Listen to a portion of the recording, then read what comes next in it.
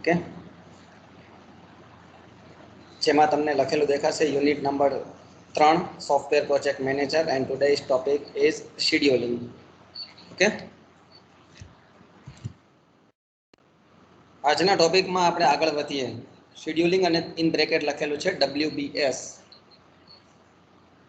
That means work breakdown structure. Work breakdown structure WBS ફૂલ ફોર્મમાં પણ પૂછાયેલું છે અને એક્સપ્લેન શોર્ટ નોટ અથવા write a short note on WBS તરીકે પણ એ 3 કે 4 માર્કમાં પૂછાતું હોય છે અને ઘણી બધી વખત પૂછાયેલું છે. So as far as consult with your GTU examination, you can consider this WBS is important one. Okay, પણ આપણે આજના ટોપિક ઉપર આગળ વધીએ એની પહેલાં આપણે ફટાફટ રિવિઝન કરી દઈએ કે અત્યાર સુધી આપણે યુનિટ 3માં શું જોયું. તો સૌથી પહેલાં આપણે ડિસ્કસ કરેલું હતું responsibilities and skills of software project manager. તમને જો ઇઝી હું યાદ કરાવી દઉં, એક્ઝેક્ટ નહીં પણ જેટલી એમ કહેવાય કે ભાઈ યાદ રાખવા માટે ઇઝી પડે એવી, તો સોફ્ટવેર પ્રોજેક્ટ મેનેજરની રિસ્પોન્સિબિલિટીમાં આવે છે કે એણે he or she is bridging the gap between customer and the developers. Any job responsibility ક્યાંથી ક્યાં સુધી હોય છે? તો કે જ્યાંથી પ્રોજેક્ટ સ્ટાર્ટ થાય અને પ્રોજેક્ટ કમ્પ્લીટ થાય ત્યાં સુધીની હોય છે. એનું ડિસિઝન મેકિંગ, એની રિસ્પોન્સિબિલિટી હોય છે કે એનું ડિસિઝન છે એ ઓલવેઝ પ્રોજેક્ટના સક્સેસ માટે હોય, એના બેનિફિટ માટે હોય.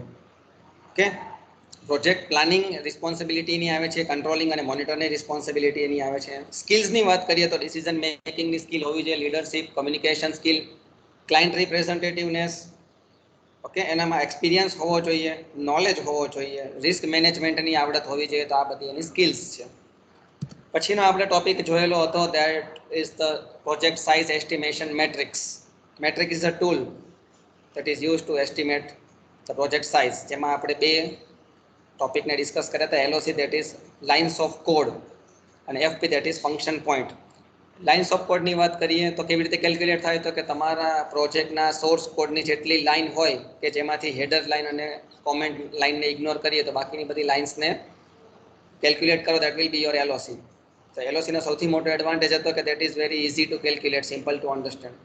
પણ સૌથી મોટો ડિસએડવાન્ટેજ હતો કે LOC is language dependent. That means એક જ પ્રોબ્લેમ માટે તમે જો લેંગ્વેજને ચેન્જ કરો તો તમારું LOC ચેન્જ થઈ શકે છે, અને LOC ચેન્જ થાય એટલે પ્રોજેક્ટનું કોસ્ટના એસ્ટિમેશનમાં ક્યાંક ને ક્યાંક પ્રોબ્લેમ થાય. ઓકે, સો LOC એટલું બધું ઇઝી હોવા છતાં પણ એ એટલું બધું કારગર નહોતું નીવડ્યું. બરાબર, એનો રિયલ લાઈફમાં ઓછો ઉપયોગ થાય છે. FP that is function point metric, કે જે LOC નું જે ડિસએડવાન્ટેજ છે એ અહીંયા સોલ્વ થાય છે કે FP is language independent. Language change કરો તો પણ FP ચેન્જ થતું નથી. બરાબર, પણ FPને કાઉન્ટ કરવા માટે તમારે બે કેરેક્ટરિસ્ટિક્સને કાઉન્ટ કરવી પડે, UFP અને TCF. UFPને કાઉન્ટ કરવા માટેનું ઇક્વેશન આપણે જોયેલું હતું કે જેમાં 5 ફેક્ટરને કન્સિડર કરવામાં આવે છે: number of input, number of output, number of inquiry, number of files અને નંબર ઓફ ઇન્ટરફેસીસ. એટલું તમે એના મલ્ટિપ્લિકેશનમાં 5, 4, 5, 10, 10 એ આપણને ઇક્વેશન ખબર છે, એ આપણે કેલ્ક્યુલેટ કરીને આપશે આપણને UFP, અનએડજસ્ટેડ ફંક્શન પોઈન્ટ. એના પછી આપણે એ અનએડજસ્ટેડ ફંક્શન પોઈન્ટને રિફાઇન કરવું પડે છે અને TCF કેલ્ક્યુલેટ કરવું પડે. TCFનું ઇક્વેશન છે 0.65 × 0.01 × DI, that degree of influence તમારે કાઉન્ટ કરવું પડે છે. ડિગ્રી ઓફ ઇન્ફ્લુએન્સ છે એ બીજા અલગ 14 ફેક્ટર્સ ઉપર એ આધારિત હોય છે. તો આવી રીતે આપણને મળે છે TCF અને UFP. બંનેનું મલ્ટિપ્લિકેશન તમે કરો એટલે તમને મળે FP. બરાબર, એ વસ્તુ આપણે જોઈ લીધી પ્રોજેક્ટના સાઇઝ એસ્ટિમેશન માટેનો મેટ્રિક. તેના પછીનો ટોપિક હતો પ્રોજેક્ટ એસ્ટિમેશન ટેકનિક, કે જેમાં 3 ટેકનિક્સ હોય છે. Empirical estimation that is based on educated guess, heuristic estimation that is based on mathematical expressions or mathematical evaluation, and analytical estimation કે જેમાં સાયન્ટિફિક જસ્ટિફિકેશન હોય છે. ઇમ્પેરિકલ એસ્ટિમેશનની બે ટેકનિક હોય છે, એક્સપર્ટ જજમેન્ટ અને Delphi cost estimation. Okay, heuristic એસ્ટિમેશનની technique હોય છે કોકોમો મોડેલ. હ્યુરિસ્ટિક એસ્ટિમેશનમાં આપણે એક વસ્તુ જોઈ હતી કે અકોર્ડિંગ ટુ બોહેમ કોઈ પણ સોફ્ટવેર પ્રોજેક્ટ હોય છે એ ડેવલપ થાય તો એ 3 કેટેગરીમાં ક્લાસિફાય થાય છે: ઓર્ગેનિક, સેમી ડિટેચ અને એમ્બેડેડ. શું છે ઓર્ગેનિક, શું છે સેમી ડિટેચ, શું છે એમ્બેડેડ, એ આપણે ઓલરેડી ડિસ્કસ કરી દીધું છે. બરાબર, લાસ્ટ સેશનની અંદર આપણે જોયું COCOMO model, constructive cost estimation model, that is the full form of COCOMO. COCOMO model છે એ ના 3 અલગ અલગ વર્ઝન છે. સિમ્પલ કોકોમો, ઇન્ટરમીડિયેટ કોકોમો એટલે કે બેઝિક કોકોમો, ઇન્ટરમીડિયેટ કોકોમો અને કમ્પ્લીટ કોકોમો. બરાબર, એક પછી એક એની એક્યુરેસી વધતી જાય છે. જે આપણે લાસ્ટ સેશનની અંદર કેવી રીતે બેઝિક કોકોમોની અંદર એફર્ટ અને ટાઈમ ડેવલપમેન્ટને કેવી રીતે કેલ્ક્યુલેટ કરવું એના ઇક્વેશન પણ જોયેલા હતા. ઓકે, હવે આપણે આજના ટોપિકની વાત કરીએ તો આજનો ટોપિક છે આપણો શેડ્યુલિંગ. તો ડિટેલમાં આપણે આગળ વાત કરીએ એની પહેલાં તમને ખબર હોવું જોઈએ કે શેડ્યુલિંગ એટલે શું. આ વર્ડનો તમે રોજિંદી લાઈફમાં પણ ઘણો બધો ઉપયોગ કરતા હો છો કે ભાઈ મેં આ વસ્તુનું શેડ્યુલ કરી છે, કે મારું શેડ્યુલ કંઈક આવું છે, મારો પ્લાન કંઈક આવો છે, એવું તમે બધા બોલતા હો છો. બરાબર, પણ એકચ્યુઅલી પ્લાન અને શેડ્યુલ એ બે વસ્તુ થોડીક જુદી પડે છે. પ્લાન એટલે તમે કંઈક વિચારી રાખ્યું હોય અને એ વિચારવા માટેનું તમારું જે એક્ઝિક્યુશન હોય છે.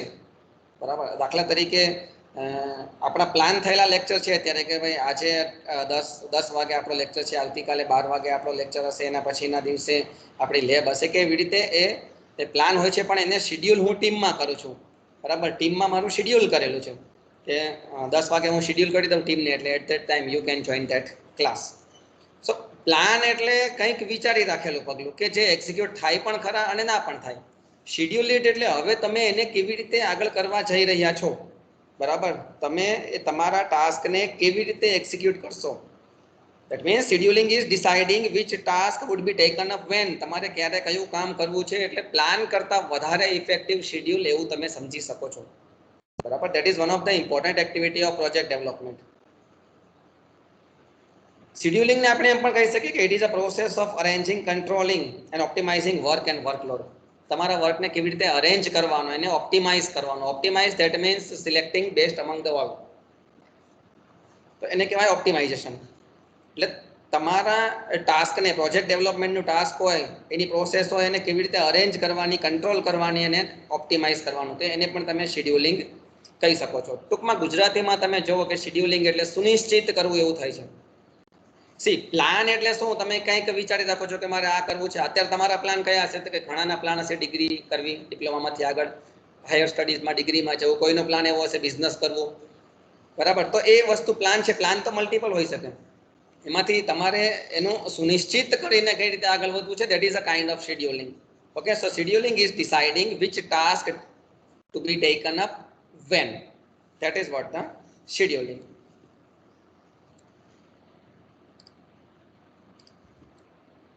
So you can consider it is one of the important project planning activity. Project ને પ્લાન કરવા માટેની ઘણી બધી એક્ટિવિટી હોય છે, એમાં શેડ્યુલિંગ છે એ બહુ ઇમ્પોર્ટન્ટ એક્ટિવિટી છે. આપણે શેડ્યુલિંગની અંદર ઘણા બધા સબ ટોપિક જોવાના છે, જેમ કે WBS છે, આજે આપણે ડિસ્કસ કરવાના છીએ. Work breakdown structure, then activity network, એ પણ આપણે નેક્સ્ટ સેશનમાં ડિસ્કસ કરવાના છીએ. ધેન ગેન્ટ ચાર્ટ, એ આપણે નેક્સ્ટ ટુ નેક્સ્ટ સેક્શનમાં ડિસ્કસ કરીશું. તો આ બધી જ વસ્તુ શેડ્યુલિંગની અંદર આવે છે. Okay, in order to schedule the project activities, a project manager needs to do the following activities. એટલે અહીંયા તમે સમજી શકો છો કે શેડ્યુલિંગનું ટાસ્ક કોના દ્વારા કરવામાં આવે છે, આનું ડિસિઝન કોના દ્વારા લેવામાં આવે છે, પ્રોજેક્ટ મેનેજર. ઓકે, સો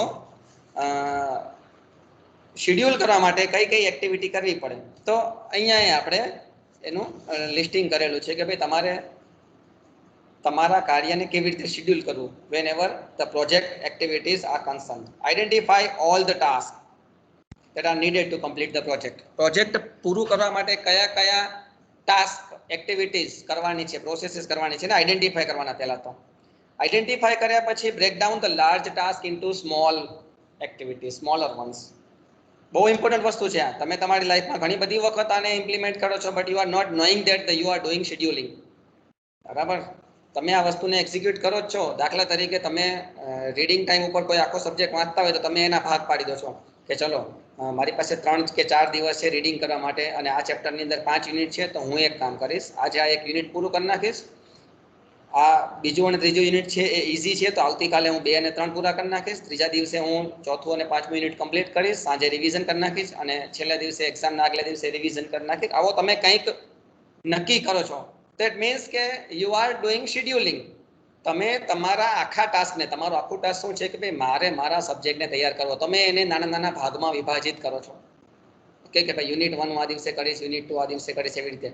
હવે તમે ફર્ધર એને ડિવાઈડ કરો છો કે યુનિટ 1 છે મારે આખા દિવસમાં કરવાનું છે, એમાં આટલા આટલા ટોપિક છે, તો હું એક કામ કરીશ, સવારે લંચ પહેલા હું આટલા ટોપિક કરી નાખીશ, ધેન આફ્ટર લંચ બપોરના જમવા પછી હું થોડોક આરામ કરીશ અને પછી સાંજના ટી પહેલા આટલા ટોપિક કરી નાખીશ, રાત્રે ડિનર પહેલા આટલા ટોપિક કરીશ અને સૂતા પહેલા આટલા ટોપિક કરીશ. એ પણ તમે તમારા હજુ એક યુનિટને ફર્ધર ડિવાઈડ કર્યા, બરાબર. તમે તમારા ટાસ્કને નાના નાના ભાગમાં ડિવાઈડ કરતા જાઓ છો જેથી કરીને તમારું ટાસ્ક ઇઝી થઈ જાય. So that the same thing over here, the tasks are done by the project manager. Project manager એ જ વસ્તુ અહીંયા કરે છે કે આખા પ્રોજેક્ટમાં જેટલા પણ ટાસ્ક હોય એને સબ ટાસ્કમાં ડિવાઈડ કરે છે, સ્મોલર એક્ટિવિટીઝમાં ડિવાઈડ કરે છે. હજુ કોઈ મોટી એક્ટિવિટી હોય તો એને ફર્ધર સ્મોલર એક્ટિવિટીઝ અથવા તો મોડ્યુલમાં ડિવાઈડ કરે છે, છેક લીફ લેવલ સુધી, જ્યાં સુધી થઈ શકે ત્યાં સુધી સ્મોલેસ્ટ લેવલ સુધી એ એક્ટિવિટીઝને કે પ્રોસેસને ડિવાઈડ કરે છે અને પછી એ ઇમ્પ્લિમેન્ટેશનનું ટાસ્ક કરે છે. ઓકે, સો શેડ્યુલિંગ આ રીતે બહુ ઇમ્પોર્ટન્ટ વસ્તુ છે કે તમે તમારા ટાસ્કને ફર્ધર ડિવાઈડ કરી દો છો, શેડ્યુલ કરી દો છો. ડિવાઈડ કર્યા પછી એને શેડ્યુલ થાય. ઓકે, સો અહીંયા આપણે શું જોયું કે બધા જ ટાસ્કને આઈડેન્ટિફાઈ કરવાના, એને નાના નાના ભાગમાં વિભાજિત કરવાના, then determining the ડિપેન્ડન્સી નક્કી કરવાની કે આ ટાસ્ક હું પહેલા કરીશ, એના પછી આ ટાસ્ક કરીશ, એના પછી આ ટાસ્ક કરીશ, એના પછી આ ટાસ્ક કરીશ.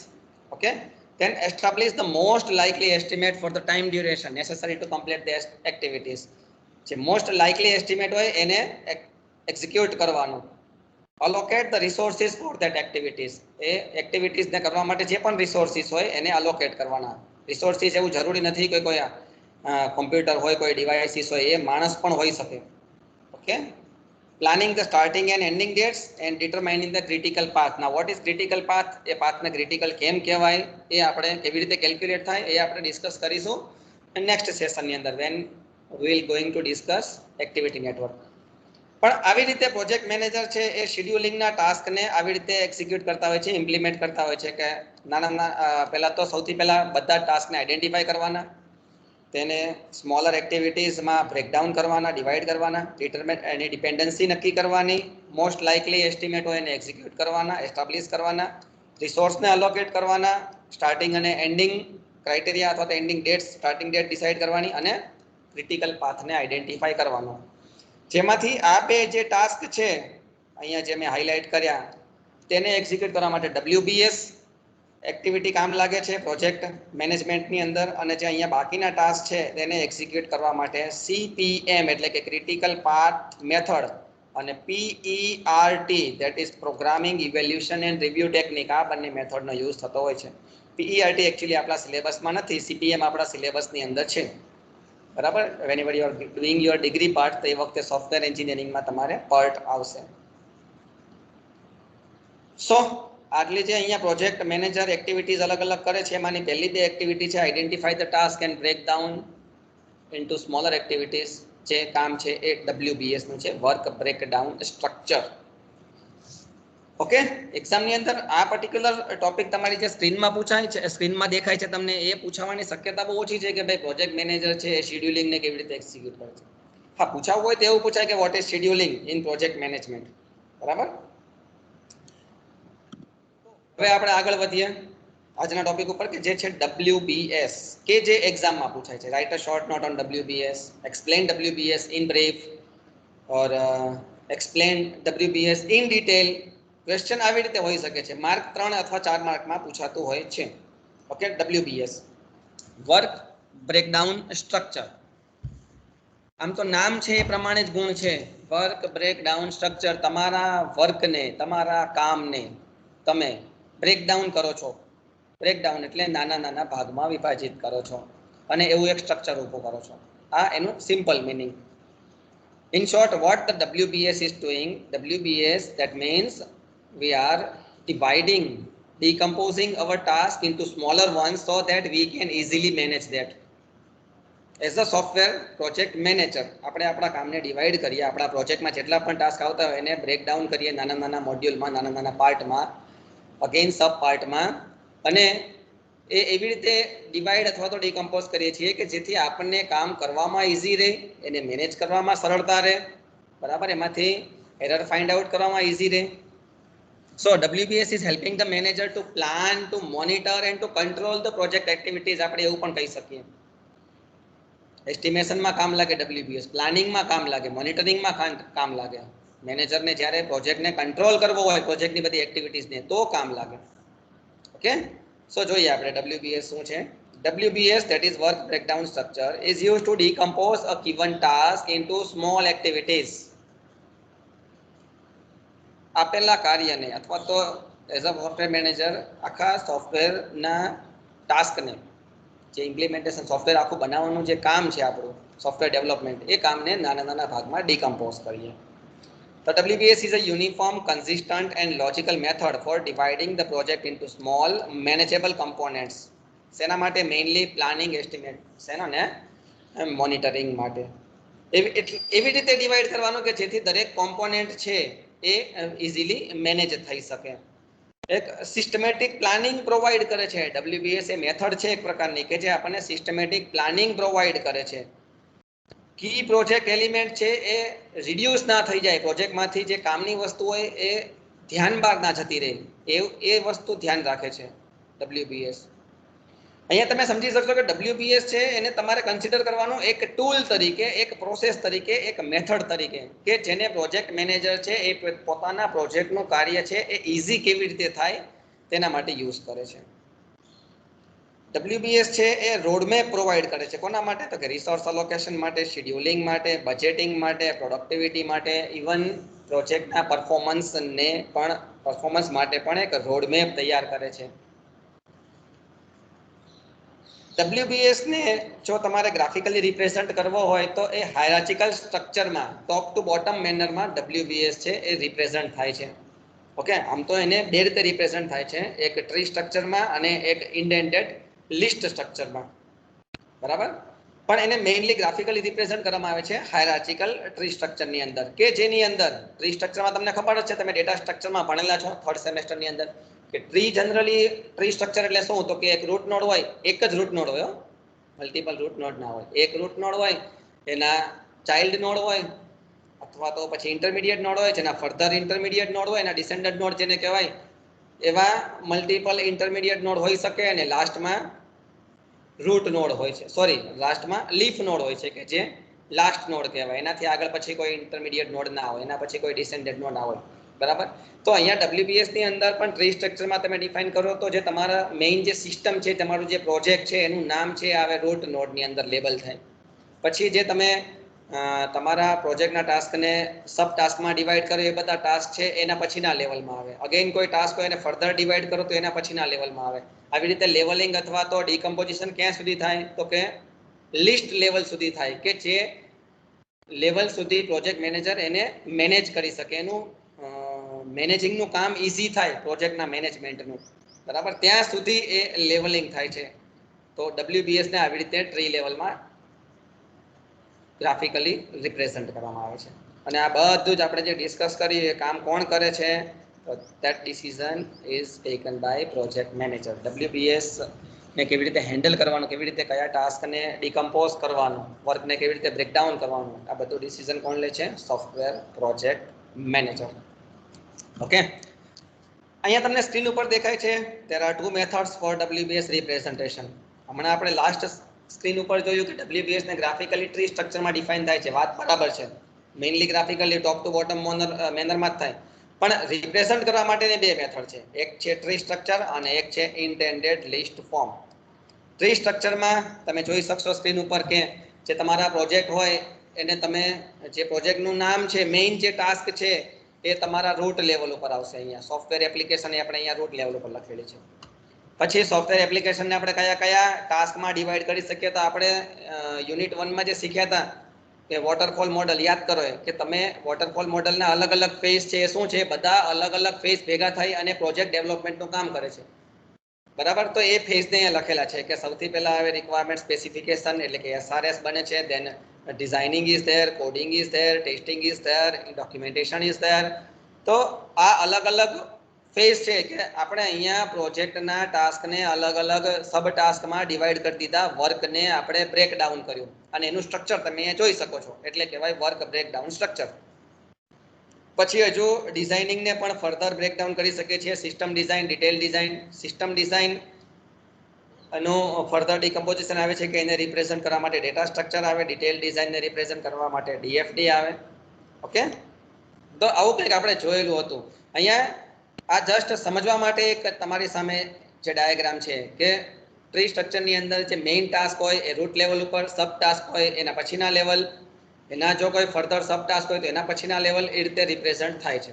તો આ થયું ટ્રી સ્ટ્રક્ચર રિપ્રેઝન્ટેશન. હવે ઇન્ટેન્ડન્ટ લિસ્ટ ફોર્મ, તો અહીંયા જે ટ્રી સ્ટ્રક્ચર છે એનો જ રેફરન્સ લઈ અને આપણે આગળ વધીએ કે ઇન્ટેન્ડન્ટ લિસ્ટ ફોર્મ કેવી રીતે આવે. ઓકે, અહીંયા તમે જોઈ શકો છો ઇન્ટેન્ડન્ટ લિસ્ટ ફોર્મ.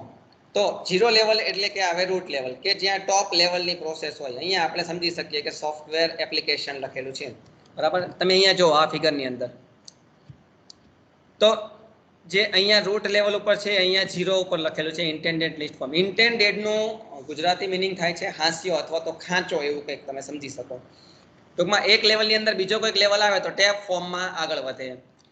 હવે 0 લેવલ ઉપર જે રૂટની પ્રોસેસ છે એ આવે. પછી 1, 2, 3, 4, 5, 6 એ બધા જ જે જસ્ટ આફ્ટર રૂટ નોડ આવે તે અહીંયા તમે જોઈ શકો છો કે રૂટ નોડ પછી કયા આવે છે તો કે requirement specification, designing, code, testing, documentation. એટલે કે 1, 2, 3, 4, 5 તો અહીંયા આપણે ઇન્ટેન્ડેડ લિસ્ટ ફોર્મમાં લખેલા છે. 1 requirement specification, 2 designing, 3 coding, 4 testing, 5 documentation. હવે સબ ટાસ્કની વાત કરીએ તો ડિઝાઇનિંગ 2 છે, જે 2 નંબરનું ડિઝાઇનિંગ ફોર્મ છે. એની અંદર આપણે ફર્ધર ડિકમ્પોઝિશન આવે છે સિસ્ટમ ડિઝાઇન, ડિટેલ ડિઝાઇન. એટલે કે 2.1 આવશે સિસ્ટમ ડિઝાઇન અને 2.2 આવશે ડિટેલ ડિઝાઇન. એવી રીતે 2.1.1 આવે ડેટા સ્ટ્રક્ચર અને 2.2.1 આવે ડીએફડી. ઓકે, એ રીતે તમે અહીંયા જોઈ શકશો ડિકમ્પોઝિશન. જે આપણે ટ્રી સ્ટ્રક્ચરનું ડિકમ્પોઝિશન અહીંયા આપણે બતાવ્યું છે ઇન્ટેન્ડેડ લિસ્ટ ફોર્મની અંદર. તો આ બંને મેથડ છે WBS ને રિપ્રેઝન્ટ કરવા માટેની. બટ મેઇનલી WBS ને ગ્રાફિકલી રિપ્રેઝન્ટ કરવા માટે ટ્રી સ્ટ્રક્ચરનો યુઝ થાય છે. ઓકે, હવે આગળ વધીએ ટાઈપ્સ ઓફ WBS. WBS ના કેટલા ટાઈપ છે તો મેઇનલી 3 ટાઈપ છે. પ્રોસેસ WBS, જે પ્રમાણે નામ છે એ જ પ્રમાણે ગુણ છે. પ્રોસેસ WBS એટલે કે પ્રોસેસને ડિકમ્પોઝ કરવામાં આવે છે. શેમાં તો કે નાના નાના ભાગમાં. So process WBS is a process of decomposing the large process into smaller ones, and each process is finally decomposed into task. એટલે નામ ઉપરથી ગુણ પ્રોસેસ WBS, તો કોને ડિકમ્પોઝ કરવાના? પ્રોસેસને. પછી છે પ્રોડક્ટ WBS, કોને ડિકમ્પોઝ કરવાનું તો કે પ્રોડક્ટને, એન્ટિટીને. એટલે કે લાર્જ એન્ટિટી હોય એને સ્મોલર એન્ટિટીઝમાં અથવા તો પ્રોડક્ટમાં એને ડિકમ્પોઝ કરવાની. અને આ કરે છે સિસ્ટમ એન્જિનિયર. અને હાઇબ્રિડ WBS, હાઇબ્રિડ એટલે મિશ્રણ, એવું તમે સમજી શકો. તો ઉપરની જે બંને મેથડ છે એ અહીંયા સિંગલ WBS માં કમ્બાઇન થાય છે, ઇન્કોર્પોરેટ થાય છે. It including both the process and product elements into single WBS. So process WBS, larger process dividing into smaller one. Product WBS, larger entities decomposing into smaller one. Hybrid WBS, combination of both. તો અહીંયા WBS ના types આપણે જોયા. હવે જોઈએ એનું disadvantage. Advantage તો આપણને ખબર જ છે કે ભાઈ એ WBS છે એ પ્રોજેક્ટ મેનેજરને કેવી રીતે હેલ્પ કરે તો કે બધા જ ટાસ્કને સબ ટાસ્કમાં ડિવાઈડ કરો જેથી કરીને કામ છે આપણું ઇઝી થઈ જાય. એમાંથી ઇઝીલી આપણે એરર ફાઇન્ડ આઉટ કરી શકીએ અને સૌથી મોટી વસ્તુ ઇઝીલી એમાંથી આપણે મેનેજ કરી શકીએ પ્રોજેક્ટના દરેક ટાસ્કને, જેથી કરીને આગળ એસ્ટિમેશનની અંદર whether we are doing size estimation, whether we are doing cost estimation or full project estimation, દરેક ટાસ્કની અંદર આ જો બ્રેકડાઉન કરેલું સ્ટ્રક્ચર હોય તો આપણે તેને ઇઝીલી આપણા માટે મેનેજેબલ રહે છે. પ્લાનિંગ, કંટ્રોલિંગ, એસ્ટિમેશન માટે એક રોડમેપ તૈયાર થાય છે. આ બધા એડવાન્ટેજીસ છે, બરાબર. WBS ના ડિસએડવાન્ટેજ જોઈએ. This process is specifically task only. A task dependent હોય છે, એ ખાલી ટાસ્કને જ સ્પેસિફાય કરે છે, પ્રોસેસને ક્યાંય સ્પેસિફાય કરવામાં આવતું નથી. દેટ મીન્સ કેવી રીતે કરવું, શું કરવું એ કરી દીધું, કેવી રીતે કરવું એ એક્ઝેક્ટલી એમાં સ્પેસિફાય થતું નથી. Even it doesn't specify the person who is doing that task. કયો માણસ એ કામ કરશે, કયો રિસોર્સ એ કામ કરશે એ નથી બતાવતું. બરાબર. આપણે નક્કી કરી લીધું કે ભાઈ પ્રોજેક્ટ છે એને ડિવાઈડ કરીએ તો first we have to divide the specification. આપણા અલગ અલગ નાના નાના ટાસ્ક છે કયા, તો કે સ્પેસિફિકેશનનું, ડિઝાઇનિંગનું, કોડિંગનું, ટેસ્ટિંગનું, મેન્ટેનન્સનું, ડોક્યુમેન્ટેશનનું. બરાબર. But who the person are doing the documentation નથી સ્પેસિફાઈ કરતા. Who the person are doing the specification task or designing the task or testing task કોણ કરશે? ક્યાંય સ્પેસિફાઈ થતું નથી. So that should be considered as a disadvantage. WBS છે એક project specification project specific છે. That means inter project comparison છે એ અઘરી પડે છે. How the particular task will be completed, કેવી રીતે કોઈ ટાસ્કને કમ્પ્લીટ કરવું એ ક્યાંય બતાવવામાં આવતું નથી. કેવી રીતે ડિવાઈડ કરવું એ બતાવવામાં આવે છે, પણ એ ડિવાઈડ કરેલા ટાસ્કને કેવી રીતે કમ્પ્લીટ કરવું, કેવી રીતે એક્ઝિક્યુટ કરવું, કેવી રીતે ઇમ્પ્લિમેન્ટ કરવું તેનો ક્યાંય ઉલ્લેખ થતો નથી. It doesn't provide any sequence of the plan to be executed whether we have decided the smaller task. આપણે જે નાના નાના ભાગને, નાના નાના પાર્ટને ડિવાઈડ કર્યા એને એની સિક્વન્સ કોઈ મેન્ટેન થતી નથી. બરાબર. આપણે ભલે ટ્રી સ્ટ્રક્ચરમાં સિક્વન્સમાં બતાવ્યું, બટ WBS ની અંદર સિક્વન્સ છે ફરજિયાત નથી. તમારા ટાસ્કને તમે નાના નાના ભાગમાં વિભાજિત કરો, that is the important thing. Any sequence કેવી રીતે મેન્ટેન કરવાની, કયું ટાસ્ક પહેલા એક્ઝિક્યુટ કરવાનું, કયું ટાસ્ક એના પછી જ ફરજિયાત એક્ઝિક્યુટ કરવાનું, કયું ટાસ્ક એક્ઝિક્યુટ થતા પહેલા બીજા અમુક ટાસ્ક કમ્પ્લીટ થયેલા હોવા જોઈએ, આ બધી વસ્તુ ક્યાંય WBS માં દેખાતી નથી. આ બધું જ આપણને બતાવે છે activity network. That we'll discuss in the next session. But activity નેટવર્કનું એ કામ છે કે કયો ટાસ્ક પહેલા કરવો, કયો ટાસ્ક પછી કરવો અને એના પછી કયું ટાસ્ક કરવું, કયા ટાસ્ક પેરેલલી કરવા, અને તમારી સામે બે ઓપ્શન પેરેલલી હોય તો એમાંથી કયો ટાસ્ક તમારે માટે ક્રિટિકલ છે, so that you have to do. આ બધી વસ્તુ WBS માં કંઈ આવતી નથી. આ બધી વસ્તુ આવે છે, આ બધા જ જે કેરેક્ટરિસ્ટિક્સ આવે છે એ એક્ટિવિટી નેટવર્કની છે. ધેટ મીન્સ WBS છે એ કંઈ સિક્વન્સને સ્પેસિફાઈ કરતો નથી, ક્યાંય પર્સનને સ્પેસિફાઈ કરતો નથી, ક્યાંય રિસોર્સિસને સ્પેસિફાઈ કરતો નથી. મેઇનલી શું કામ કરે છે તો કે તમારા મોટું જે ટાસ્ક હોય પ્રોજેક્ટ મેનેજમેન્ટનું, એની અંદર એને સબ ટાસ્કમાં ડિવાઈડ કરવાનું, એને એવું સ્ટ્રક્ચર ઊભું કરવાનું કે જેની અંદર જે ટાસ્ક હોય એને સ્મોલર ટાસ્કમાં, સ્મોલર એક્ટિવિટીઝમાં ડિવાઈડ કરેલું હોય. ઓકે.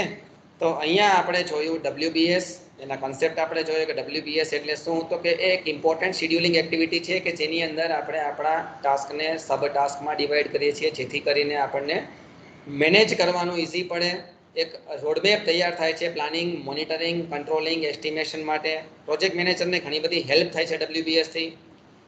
WBS ને રિપ્રેઝન્ટ કરવા માટેની બે મેથડ છે એ પણ આપણે ડિસ્કસ કરી. એક ટ્રી સ્ટ્રક્ચર કે જેની અંદર જે મેઇન ટાસ્ક હોય એ રૂટ લેવલ ઉપર હોય, એના પછીના લેવલ ઉપર એના સબ ટાસ્ક, એના પછીના લેવલ ઉપર ફર્ધર સબ ટાસ્ક હોય. તો આવી રીતે કેટલા લેવલ આવે તો કે લિસ્ટ લેવલ સુધી તમે જઈ શકો, લીફ લેવલ સુધી. પછી હતું ઇન્ટેન્ડેડ લિસ્ટ ફોર્મ. બરાબર. કે જેમાં 0 લેવલ ઉપર રૂટ નોડ આવે, પછી 1 2 3 4 એના ફર્ધર લેવલ આવે, ધેન 1.1.1 એટસેટ્રા એવી રીતે. સો કેવી રીતે રિપ્રેઝન્ટ થાય જોઈ લીધું. એના પછી ટાઈપ્સ ઓફ WBS જોયા આપણે, જે તમારી સ્ક્રીનમાં અત્યારે દેખાય છે. Process WBS, product WBS and hybrid. And then we have disadvantage of WBS. તો આપણે લાસ્ટમાં એના ડિસએડવાન્ટેજ જોયા.